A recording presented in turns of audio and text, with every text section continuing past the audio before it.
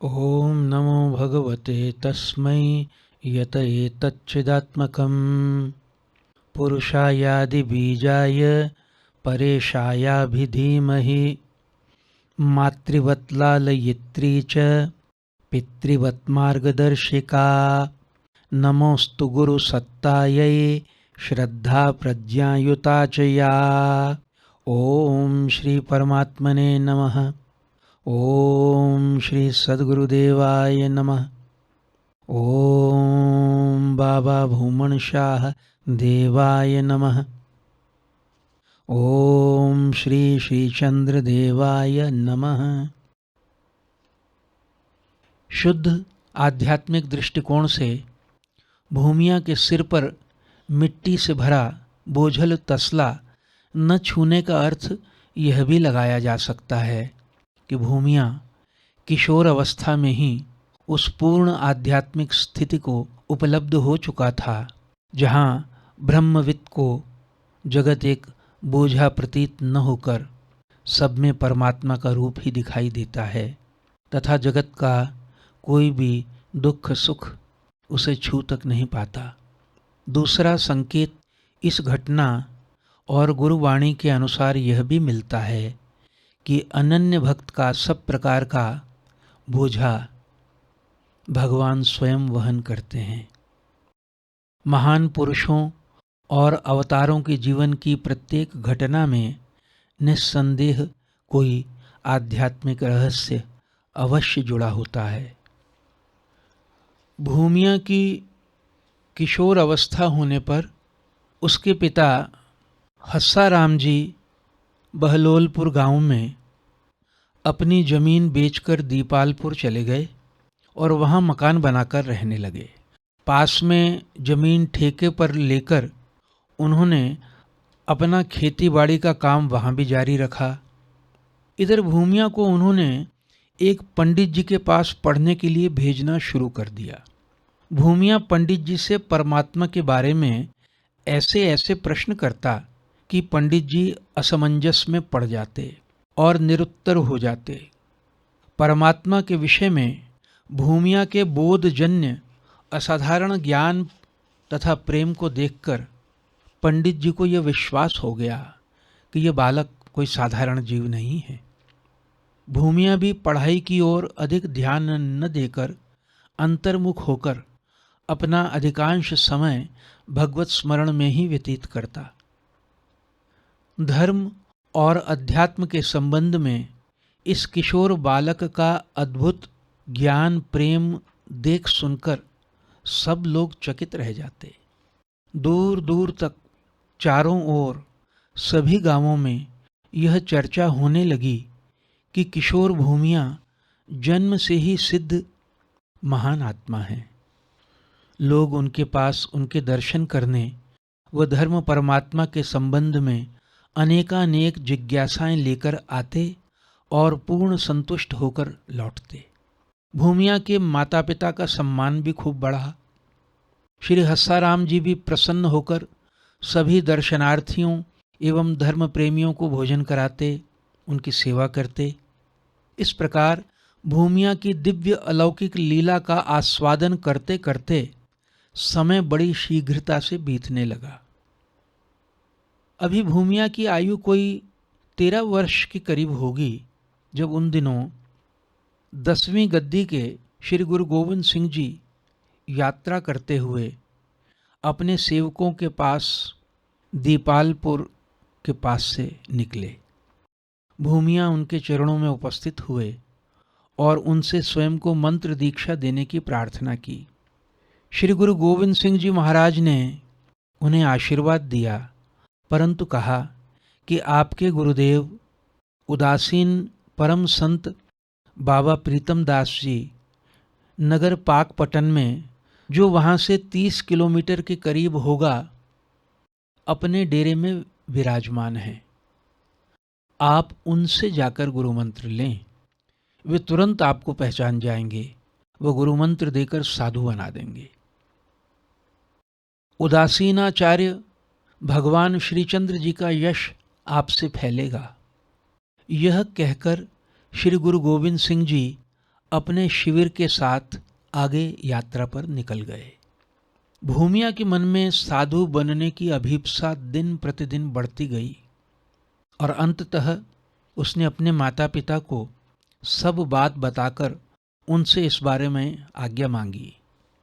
उनके माता पिता तो बाबा श्रीचंद्र जी के अनन्य भक्त थे ही, उनके हृदय में भी बाबा श्रीचंद्र जी की प्रेरणा हुई और कुछ आरंभिक संकोच के बाद उन्होंने भूमिया की बात मानकर उनको पाकपटन के लिए विदा किया। पाकपटन में बाबा प्रीतम दास जी के डेरे पर पहुंचकर भूमिया ने उनके श्री चरणों में शीश झुकाया तो बाबा जी ने उन्हें उठाकर अपने गले से लगा लिया और कहा, मैं सब जानता हूँ, आप तो स्वयं भगवान श्रीचंद्र जी मेरे आराध्य के साक्षात अवतार हैं, परंतु शास्त्र की मर्यादा को पूरा करने और मुझे कृतार्थ करने के लिए आप यहाँ आए हैं। उन्होंने भूमिया की इच्छा के अनुसार उनको गुरुमंत्र देकर उदासीन मत में दीक्षित कर लिया और भूमिया नाम बदलकर बाबा भूमन शाह नाम रख दिया। उसके बाद से वे बाबा भूमन शाह के नाम से ही प्रसिद्ध हुए। भूमन शाह शब्द भूमा शब्द से बना है जो उपनिषद में आया है तथा जिसका अर्थ है अनंत। छांदोग्य उपनिषद में मंत्र है, भूमैव सुखम भूमा त्वेव विजिज्ञासितव्य इति, अर्थात निश्चय ही जो भूमा अर्थात अनंत है वही सुख है। अल्प में सुख नहीं है, सुख भूमा ही है। भूमा की ही विशेष रूप से जिज्ञासा करनी चाहिए। कुछ समय अपने गुरुदेव के चरणों में रहने के पश्चात बाबा भूमन शाह जी गांव कुतुबकोट के पास आकर जंगल में एक कुएं के पास धूना लगाकर रहने लगे। इस क्षेत्र में उनका सुयश और सुकीर्ति तो पहले ही चारों ओर फैल चुकी थी। फलतः बाबा जी के पास सब धर्मों के लोग, हिंदू, सिख और मुसलमान, विशेषकर अपनी अपनी मुरादें और जिज्ञासाएं लेकर पहुंचने लगे। हर समय उनको साधक और सेवक घेरे रहते, सभी की मुरादें पूरी होती। बाबा जी के भगवत भाव में पूर्णतया डूबे व्यक्तित्व में अत्यंत प्रबल आकर्षण था। अधिकांश लोग तो उनके दर्शन करके ही तृप्त हो जाते थे। जो भी वहाँ उनके पास आता, जिसकी जितनी झोली होती, अपनी भावना के अनुसार उसे भर के ही लौटता। बाबा जी तो अहेतुकी करुणा और दया के अथाह सागर थे। सागर में कितनी भी नदियां आकर गिरें अथवा कितनी भी निकल जाएं, तो भी वह वैसे का वैसा ही असीम और अक्षय बना रहता है।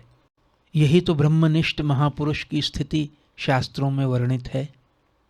सुखमणि साहब में और गीता जी में स्थित प्रज्ञ महान संत के जो लक्षण बताए गए हैं, वे सब बाबा जी में सर्वभावेन विद्यमान थे। पातंजलि योग सूत्रों में जिन जिन असाधारण शक्तियों और विभूतियों का उल्लेख है, वे सब भी बाबा भूमन शाह जी में प्रकट थीं। कभी कभी उन्होंने लोगों में परमात्मा के प्रति श्रद्धा उत्पन्न करने के लिए उन विभूतियों का प्रयोग भी किया, पर उनका प्रदर्शन वे स्वकीर्ति अथवा आर्थिक तथा भौतिक लाभ के लिए कभी नहीं करते थे। वे बड़े ही सरल, सौम्य, अनएज्यूमिंग और शांत स्वभाव के थे। कुतुबकोट गांव एक मुसलमान पठान की जागीर थी। वहाँ अधिकांश मुसलमान ही बसे हुए थे, किंतु बाबा जी के पास सभी धर्मानुयायी साधक और जिज्ञासु आते थे। कुतुबकोट गांव के मुसलमान जागीरदार लखा वट्टू को किसी बड़े अपराध में लाहौर के सूबेदार ने लाहौर जेल में बंद कर रखा था। बाबा जी का यश सुनकर लखे वट्टू की माँ, जिसका नाम बख्तावर था, अपने रिश्तेदारों को साथ लेकर बाबा जी के पास गई और रोई, विलाप किया तथा उनसे प्रार्थना की कि आप समर्थ पहुँचे हुए साधु हैं, आप अपनी शक्ति से मेरे पुत्र लखा वट्टू को किसी भी प्रकार से लाहौर की जेल से छुड़वाएं। इस पर बाबा जी हंसने लगे और फिर कहा, देखो, जहाँ पर कुतुबकोट गांव बसा है वह मेरे पिछले जन्म की तपोभूमि है। आपके लड़के को तो मैं छुड़वा दूंगा, परंतु यह कुतुबकोट गांव आप लोगों को छोड़कर दूसरी जगह बसना पड़ेगा तथा मेरे पूर्व जन्म की तपोभूमि पर पहले की ही तरह लंगर चलेगा और संत तथा साधक जन वहां तप तथा साधना करेंगे। बख्तावर तो अपने पुत्र के वियोग में बहुत बेचैन थी। उसने तुरंत कहा, महाराज, मेरा पुत्र यदि जेल से छूटकर घर सुरक्षित आ जाए तो जैसा आप कहेंगे हम उसी प्रकार आज्ञा का पालन करेंगे। सर्वशक्तिमान परमात्मा की लीला अपरंपार है। चौथे दिन ही लखा वट्टू लाहौर जेल से छूटकर घर वापस आ गया। अपने पुत्र को पाकर उसकी माँ बख्तावर की प्रसन्नता का तो कोई पारावार न रहा। उसने मन ही मन बाबा जी को बार बार प्रणाम किया। उसके पुत्र ने, जो बहुत ही हतप्रभ लग रहा था, अपनी माँ और रिश्तेदारों को बताया। एक साधु फकीर, जिसके मुखमंडल पर अपूर्व शांति और दिव्य तेज था, रात को उस जेल के कमरे में प्रकट हुआ। उसके कमरे में आते ही कमरा मंद मंद प्रकाश से जगमगा उठा। पहले तो मैं डर सा गया, परंतु फकीर साधु ने बड़े प्रेम और करुणा भरे शब्दों में कहा, डरो मत, मैं तुम्हें लेने आया हूँ। तुम्हारी माँ बड़ी परेशान है। फिर बाबा जी ने मेरे पाँव की बेड़ियाँ खोल दी और कहा, मेरे पीछे पीछे चले आओ। मैं उनके कहने के अनुसार उनके पीछे पीछे चलने लगा। वे बंद कमरे की दीवार से निकल गए। मैं भी उनके चारों ओर फैले प्रकाश में उनके पीछे पीछे चलता हुआ कमरे और जेल की चार दीवारी से बाहर आ गया और उनके साथ उसी प्रकाश में चलकर हम दोनों कुछ ही क्षणों में कुतुबकोट गांव के पास पता नहीं कैसे पहुंच गए। मुझे तो ऐसा लगा जैसे मैं कोई स्वप्न देख रहा हूं। इतने में वह साधु तो गायब हो गया और मैं चलकर अपने घर आ गया हूं। दूसरे दिन ही लखे की माँ अपने पुत्र को लेकर बाबा भूमन शाह जी के पास गई। वहाँ बाबा जी के अनेक सेवक भी उपस्थित थे। लखा ने बाबा भूमन शाह जी को देखते ही एकदम पहचान लिया और उनके चरणों में गिर पड़ा। उसने सबको बताया कि यही बाबा जी मुझे जेल से छुड़ाकर लाए हैं। यह सुनकर वहाँ उपस्थित सभी लोग बाबा जी की जय जयकार करने लगे। वहाँ का पूरा वातावरण श्रद्धा, उल्लास और परमात्मा के विश्वास से सुवासित हो उठा। एक दो दिन में ही इस अलौकिक घटना की चर्चा चारों ओर सब गांवों में फैल गई। दूर दूर से लोग बाबा जी के पास दर्शन करने आने लगे और उनके चरणों में अपना शीश झुकाकर उनकी आशीषें लेने लगे। उधर माँ बख्तावर ने अपने कबीले के सब लोगों को इकट्ठा किया और उसने बाबा जी से कुतुबकोट गांव को उन्हें देने की जो प्रतिज्ञा की थी उसके संबंध में सभी को अवगत कराया। लखा वट्टू, जो बाबा जी की अलौकिक शक्ति को देखकर अत्यंत प्रभावित व अभिभूत था, उसने स्वयं पूरे कबीले को इस बात पर राजी कर लिया कि उन्हें अपना पूरा कुतुबकोट गांव बाबा जी को भेंट कर देना चाहिए। बातचीत के दौरान ही किसी रिश्तेदार ने यह कहा कि हम सब बाबा जी के बड़े ऋणी हैं और बाबा जी में हमारा पूरा यकीन व ईमान कायम हो गया है, तो भी जिस जगह बाबा जी ने अपने पूर्व जन्म में तप किया था तथा जहाँ वे लंगर चलाया करते थे, वह जगह तो वे हमें बताएं। वहाँ कोई निशान, कोई चिन्ह तो अवश्य होना चाहिए। सब लोग सोच विचार करने के बाद बाबा जी के पास गए और उन्होंने उनके सामने अपनी मंशा प्रकट की। इस पर बाबा जी ने मुस्कुराकर कुतुब कोट में एक विशेष स्थान को खोदने के लिए आज्ञा दी। उस स्थान को खोदने पर बाबा भूमन शाह जी के पूर्व जन्म के धूने का स्थान मिला, जहाँ उनका चिमटा व कमंडल थे, और उसके पास थोड़ी दूर खोदने पर लंगर के बड़े बड़े देगचे, कड़ाहे और तवे भी मिले। यह सब देखकर पठान कबीले के सभी लोगों का यकीन और विश्वास और भी सुदृढ़ हो गया और वे सभी बाबा जी को मानने लगे तथा उनके सेवक बन गए। इस प्रकार पठान लोग वह गांव बाबा जी को भेंट करके वहां से 7 किलोमीटर दूर जाकर नया गांव बसाकर रहने लगे। उस नए गांव का नाम हवेली लखा पड़ा और गांव कुतुबकोट का नाम बदलकर धीरे धीरे भूमन शाह पड़ गया।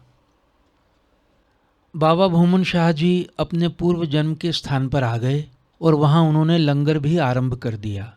तब तक उनके हजारों सेवक बन चुके थे, जिसमें सभी जातियों और धर्मों के लोग थे।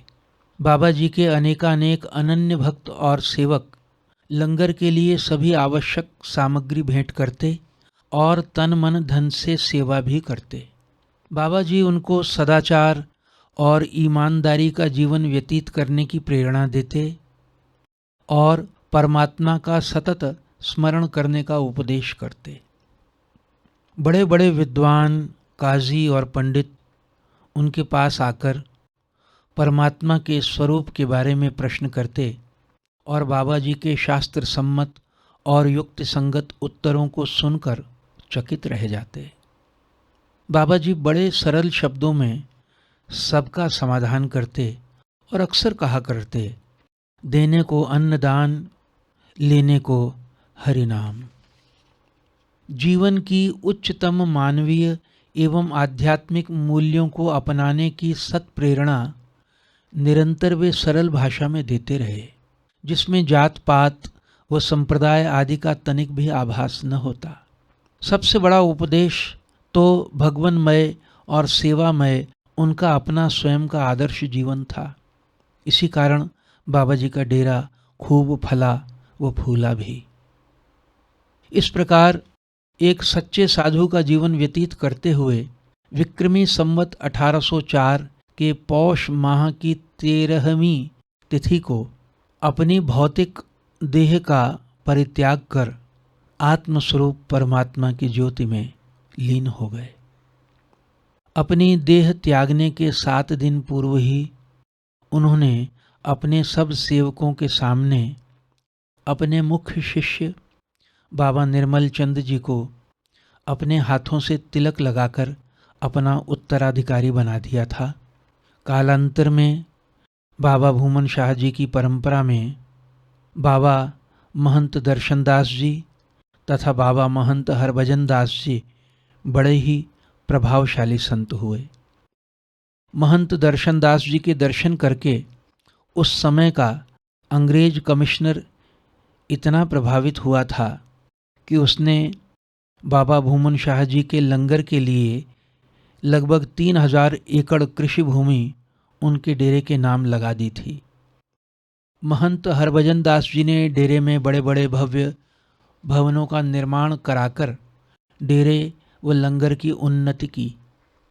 उन्होंने भगवान श्रीचंद्र जी का मंदिर, बाबा भूमन शाह जी की मूलभूत समाधि और लंगर के लिए बड़े बड़े भवन तथा भजन साधन के लिए एक भजन महल नाम का बड़ा भवन भी बनवाया।